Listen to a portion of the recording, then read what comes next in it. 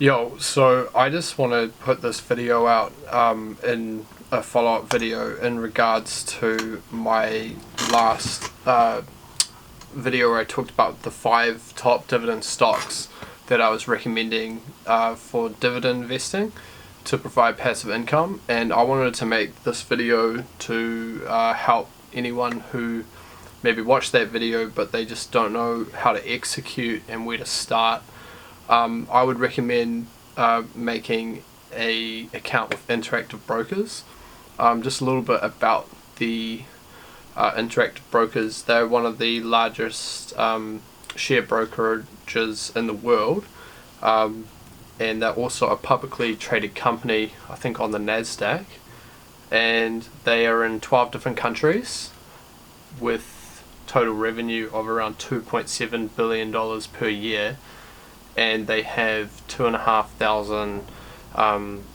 2,500 active employees, as well as a phone line in each single country, really competitive rates, and they do futures, CFDs, and a whole wide range of trading options. They also do commodities and things like futures. They've integrated now crypto, but mainly for their stock trading, I would highly recommend Interactive Brokers. So what I did is I made an account with them because I have several trading accounts, but I wanted to put this video out just to show anyone, that if you want to start trading and purchasing dividend shares, then I would recommend to use Interactive Brokers. So I would highly recommend using the referral link, because you can get up to $200 US put into your account when you start out, and then that you can use that money to invest straight into dividend stocks that will pay you a passive return. So I'm just going to go over the portfolio that I've set up. I've made 2.6%. I've actually made 1.47% return on the account. I initially started with $200.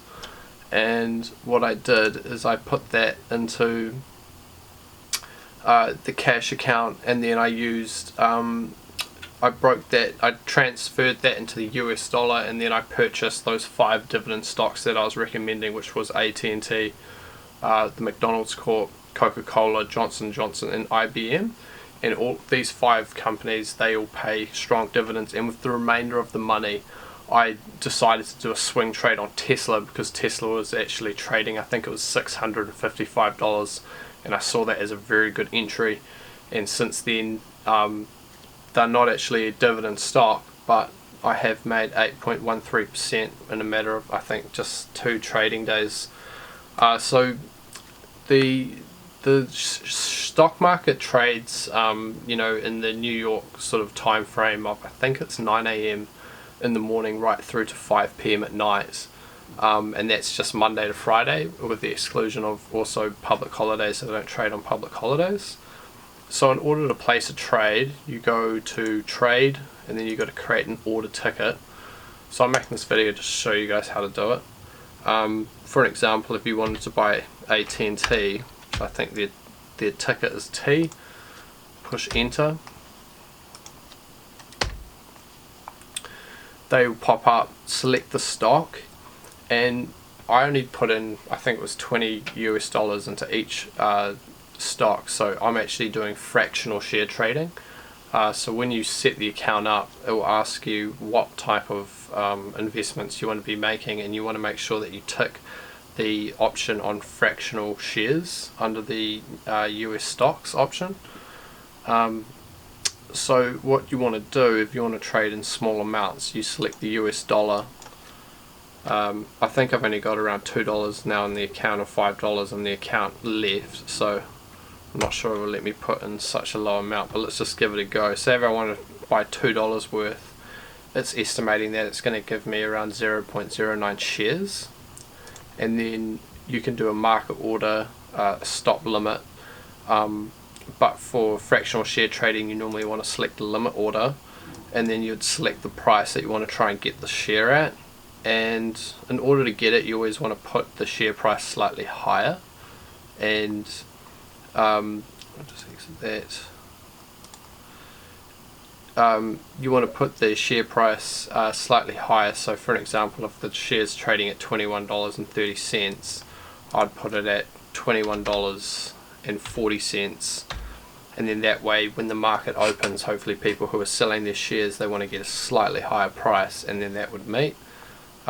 This tick box here just helps secure the transaction. It's like a smart algorithm for the software that they run, and then you can choose how long you want the order to be open for. So I could choose good until cancel, or for just the next trading day, or at the open. So good until cancel is normally what I select, and then I would click submit buy order.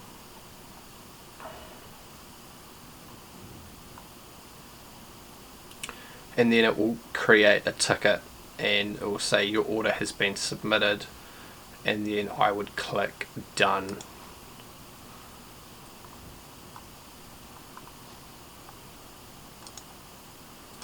And then if you go to trade, orders and trades, you can see that it's an open order currently.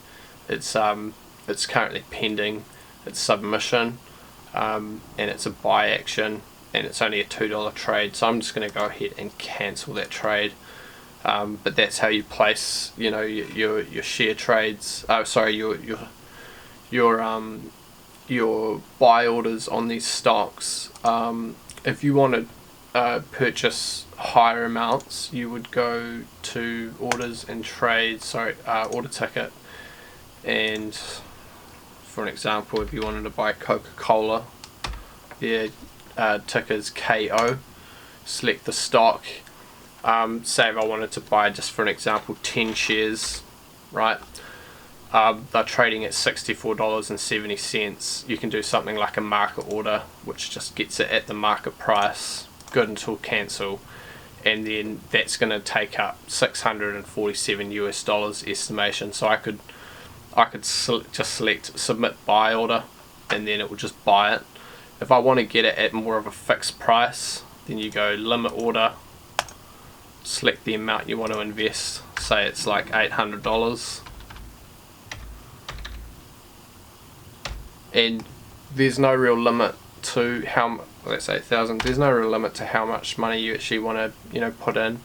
It's purely up to the investor. If you've got millions and millions of dollars, interactive brokers will accommodate very, very high thresholds of trades, and they've got really competitive share brokering rates. I think once, I'm not going to go over the fees, but once you get into the hundreds of thousands of dollars, the fees do slightly increase.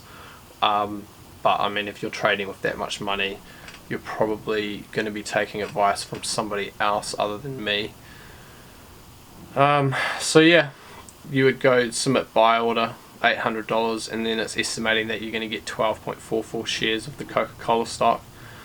So back to the portfolio, I've purchased AT&T, McDonald's, Coca Cola, Johnson & Johnson, and IBM. I originally started with 200 New Zealand dollars, and then under trade, under convert currency, that's where you can convert your currency that you've loaded into the system into any other currency. They don't do too many, but if you're trading from the US dollar, you can get all of these trades down here. Currencies down here, and they're also bringing in crypto, but I haven't got crypto activated on the account. So total cash assets at the moment, I've only got $5, and what I'm going to be doing is I'm going to be investing just a little bit of cash each week and purchasing these stocks over the next sort of 12 months, especially to 18 months, as some fear that we may be going through a recession. It's a good time to be buying dividend stocks, because you're going to get them at a bit of a discount, and over the long term you'll get the capital gains and also the passive income from the dividend payments. So back to my portfolio, just a little bit of a breakdown. I think the average price is what you got the share at, and then the cost is how much you put in. So I've only put $20 US in each one, except for IBM I put $21 in, and then you can see the percentage change. The only stock that's gone down since my entry was AT&T Mobile, and I would say that next time I'm looking to purchase more into this little setup of these 5 stocks, I'll probably be investing in AT&T more heavily. I'll probably look to swing trade and sell the Tesla stock when this creeps up. I think probably a good exit would probably be around about the $900 region, but I'm expecting Tesla to have a strong bounce back for a good swing trade on that trade. So this portfolio is orientated for dividend stocks, but I will occasionally purchase something that catches my eye for a swing trade for the short term. But these 5 stocks, I'm never going to sell them. I'm just going to add to them, because in the long term of things, once you've got, I think it's around $350,000 invested, it should be enough passive income to pay for your living expenses off the dividends. So a good little tip of what you can do is you can go to settings, and you can allocate how you want the dividends to be paid out to the account under dividend election. So select dividend election, and then you can select to receive the cash, reinvest, and then individually on each position you can choose what you want to do with any dividends that are being paid to the account. If you select reinvest, what they actually do is they take your dividend payment and they just put that straight into the stock, so you won't even get cash put into the account, but you actually end up with a more higher share allocation if you select the reinvest option. Follow account level, don't really worry about these options. I've selected receive cash on every single one, because that way I can pull the cash into a higher principal and then invest it. Say for an example, IBM is trading down, and then for the quarter they had a bad quarter, I might choose to put all the dividend investment into that one stock to get a higher allocation of IBM's shares, or I can choose to have that cash withdrawn straight out of this account into my bank account, and they have around about a 1-day turnaround, and you're allowed to do 1 free withdrawal per month to your account, and then any subsequent withdrawals will cost, I think it's around $15 to remove the funds.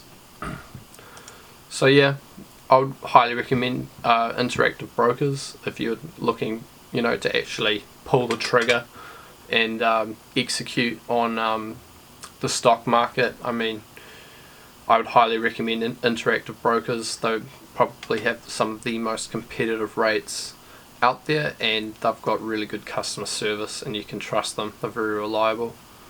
If I look at the performance, it's quite a nice little dashboard that they've got tied into the site. They've also got a mobile site, so you can operate it off your phone, and then also they've got a live trading platform that you can download as an application to your browser if you're on PC. But the client portal, on the online client portal, works fine.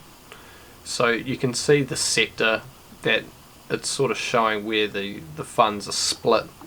Now I am expecting potentially the performance to actually go negative again, and that's when I'll just start to dollar cost average.